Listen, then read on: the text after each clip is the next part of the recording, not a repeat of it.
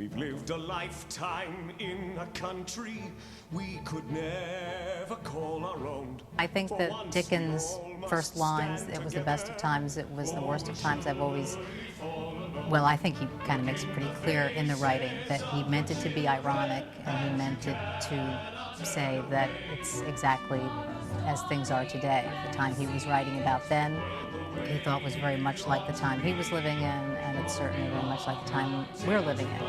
And my mother suggested that I read this. She said, "I think this might be what you're looking for." She was absolutely right. I was devastated by it, and by the time I finished it, I was absolutely sure that this was the story I wanted to tell.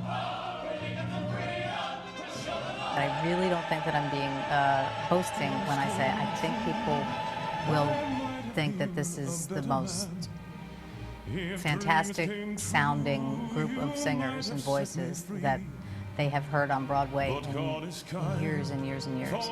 He had a better plan and saved you from the pain of loving me.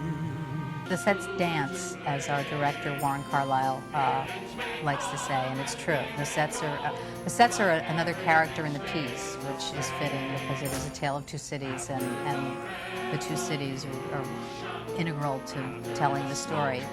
And so they found a way to make multiple set changes in an extremely graceful and theatrical manner.